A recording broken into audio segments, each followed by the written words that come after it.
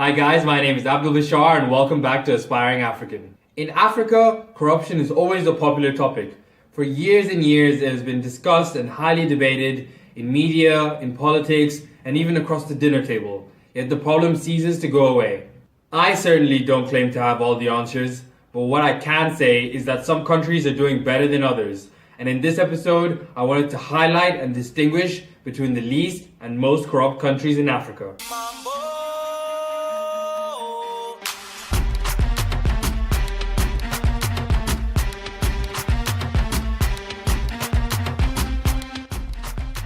Every year, a corruption perception index is published by Transparency International, a non-government organization based out of Berlin, Germany. This corruption index has been around since 1996, annually ranking countries by their perceived levels of corruption as determined by expert assessments and opinion surveys. They take into account about 13 different surveys and assessments from 12 different institutions, such as the World Bank, African Development Bank, Economic Intelligence Unit, just to name a few. Transparency International has released its annual corruption index for 2017, and the findings are not encouraging. The index highlights the connection between corruption and inequality, which are said to feed off each other. Not a single country comes close to top marks, while over 120 countries score below 50 on the scale of 0, highly corrupt, to 100, very clean.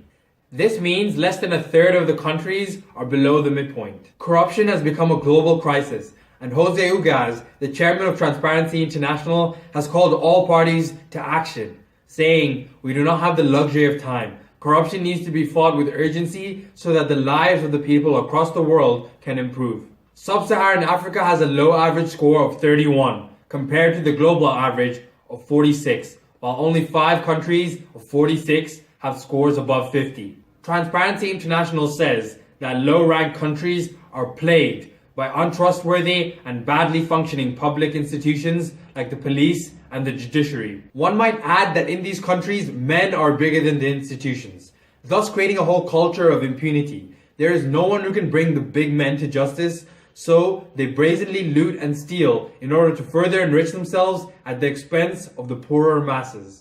Gambia's former leader Yahya Jammeh immediately comes to mind after he made headlines for giving himself a windfall to the tune of millions when he left office.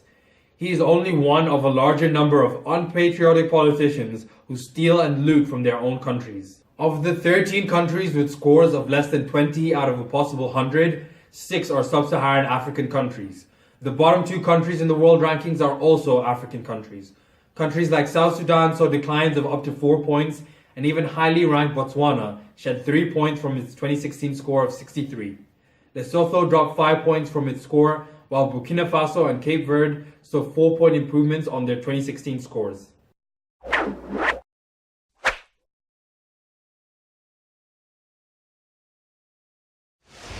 For another year, Botswana is the sub-Saharan region's cleanest country with an above-average score of 60.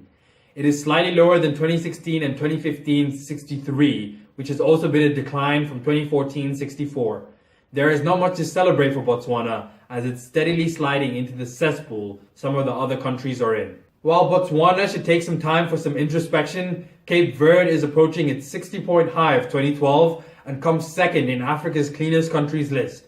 Mauritius and Rwanda are third with a common score of 54, while Namibia is fifth, and the last country with a scoring above the midpoint in the sub-Saharan Africa.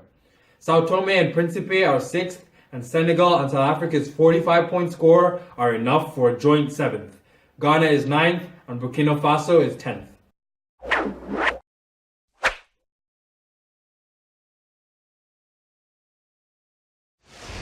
Somalia is the worst performer in Africa, but it is not without company at the bottom of the index.